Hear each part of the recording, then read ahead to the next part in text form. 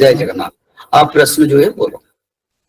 पंडित जी, एक है, उन्होंने अपना नाम नहीं बताया है। हाँ, अन्नमा माँ। मेरे 2 बच्चे हैं, एक 5 साल की बेटी है और एक 10 साल का बेटा। पिछले कई सालों से कोई नकारात्मक ऊर्जा पीछे लगी हुई है। घर में बहुत पूजा पाठ होता है जिससे थोड़ी राहत मिलती है, लेकिन इस बार परेशानी बहुत बढ़ गई है। बच्चों की आंखों के नीचे गहरे काले घेरे हैं और रात को डर जाते हैं, और मैं भी भारी सिर, चक्कर, नींद और शरीर में भारीपन महसूस करता हूँ। बच्चे डरावना चेहरा बना लेते हैं, त्रिकाल संध्या और हनुमान चालीसा पढ़ते हैं। मार्गदर्शन करें। ये जो विचारधारा है, नेगेटिविटी तो आजकल बहुत फैलता है, क्योंकि पितृलोक का पिंडदान नहीं होता है और सही समय में शुद्धि क्रिया नहीं होता है, श्राद्ध क्रिया नहीं होता है, जिस कारण आज नेगेटिविटी बढ़ता है। और ज्यादातर भी आजकल लोग मंत्र जंत्र करके लोगों को परेशान भी करते हैं।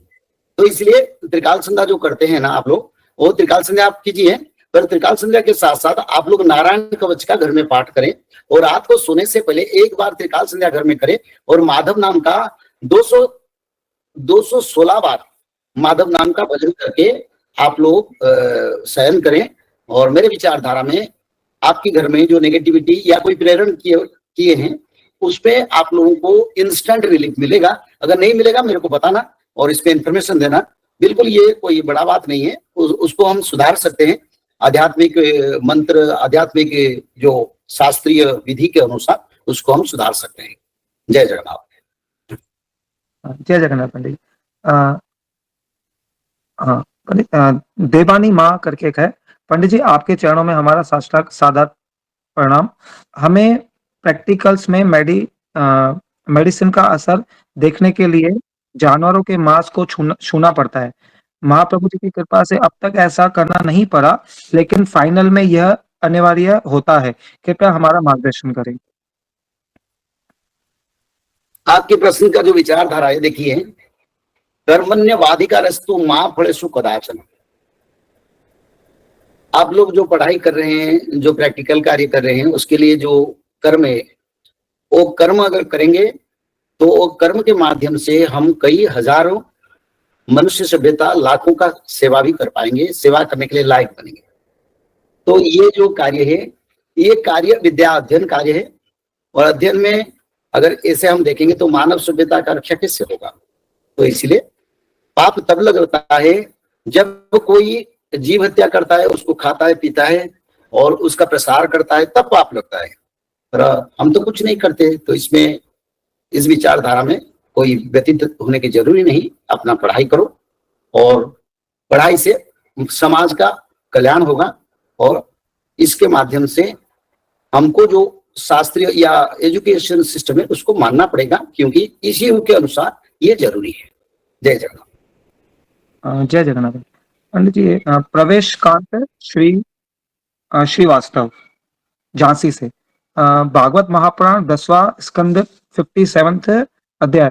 भगवान श्री कृष्ण अर्जुन के साथ है और अर्जुन शिकार कर रहे हैं तथा एक तगिया के लिए ले जा रहे हैं। उस समय भी लोग गलत कार्य कर रहे थे, जिससे द्वापर युग 8 लाख से घटकर 3600 वर्ष हो गया, क्योंकि पशु हत्या और बलि हो रही थी। पर जब भगवान साथ थे तो उन्होंने अर्जुन को रोका क्यों नहीं? जय जगन्नाथ। देखिए, ये जो प्रश्न, ये जो विचारधारा है, ये विचारधारा को ये हम विचार करने से कोई उसका अंतिम निर्णय नहीं ले पाएंगे। देखिए, उड़िया भागवत का जो रचना है, जिसको जगन्नाथ दास जी ने लिखे हैं चैतन्य महाप्रभु के सानिध्य में, श्रीमद् भागवत महापुराण का जो शास्त्र का अंतिम पर्याय का पुनर्रचना उड़ीसा में हुआ, और उसी शास्त्र में ऐसे कोई मैंने पढ़ा ही नहीं। और देखिए ना, शास्त्र को बार बार जो धरती पर विद्वानों के द्वारा रचना होता है, उसमें कहीं इधर उधर होता है, उसकी स्पष्ट प्रमाण मिलना मेरे विचारधारा में संभव नहीं है। और मैं ये कहूं, भगवान कृष्ण क्या करेंगे नहीं करेंगे, क्या किए थे, उसका विचार हमारी विचारधारा में नहीं है। वो क्यों नहीं रोके ना रोके, इसका विचारधारा भी हमारी विचारधारा में नहीं है। पर भगवान खुद बताएं, जो मनुष्य श्रीमद् भागवत महापुराण में लिखे, जीव हत्या करता है वो असुर है, भागवत में लिखा है, जो जीव का हत्या करता है वो असुर है। और ये भी लिखे है, उड़िया भागवत में भी लिखा है, जो लोग जीव हत्या करते हैं वो कभी देवता कार्य, पूजा, तप जप का फल प्राप्ति नहीं करेंगे। तो एक जगह पर मानो, ये कौन सा भागवत में लिखा है उसको थोड़ा मेरे को बाद में भेजना, फिर उड़िया भागवत का उसको मैं आप लोगों के साथ विचार करूंगा। पर कई कई विद्वान इस भागवत को रचना करते हैं अपनी इच्छा से, कई को कौन विचार भी उसका रचना करते। मेरे विचार में ऐसा नहीं है, क्योंकि भगवान बार बार इसको बताया, जे कोई भी लोग जीव हत्या करता है सबसे बड़ा पाप होता है, वो कभी किसी से प्रोत्साहन नहीं दिए हैं। मैंने उड़िया भागवत में नहीं पढ़ा हूं, और फिर उसको भी मैं पढ़ूंगा, देखूंगा और एक बार। पर मेरे विचार से प्रभु के कभी ऐसे विचारधारा नहीं है। हाँ, अर्जुन ने किया क्या नहीं किया, शास्त्र में जो लिखा है उसका स्पष्ट प्रमाण नहीं है। और भगवान शतगुण आधारित है, गीता में बताया सत्व रज तम, यानी तीनों गुण है, पर किसी गुण में मैं नहीं हूँ, मैं निराकार निर्विकल्प हूँ। तो हमारी ठाकुर जी निर्विकल्प हैं, और प्रभु जी किसी को प्रोत्साहन कभी नहीं दिए हैं, हमारी विचारधाराएं न देंगे न दिए हैं। और भगवान कल की जो शास्त्र में लिखा है, अहिंसा धर्म, जीव मारण को विरोध करेंगे, बुद्ध देव जीव हत्या को विरोध करने के लिए जैसे निंदसी यज्ञ विदेह रहश्रुति जातम सदय हृदय दर्शित पशुघातम, पशुघात को बुद्ध भगवान ने विरोध किया। चैतन्य भगवान ने नाम और जीव में दया और नाम का प्रचार किया। तो कृष्ण भगवान जब द्वापर युग में आए थे ब्रज में, उन्होंने वही धर्म को प्रचार किया, जीवों का रक्षा किया। तो ये विचारधारा मेरे विचारधारा में नहीं है, और शास्त्र कौन कोई लिखते हैं उसमें स्पष्ट प्रमाण सत्यता नहीं है। जय जगन्नाथ।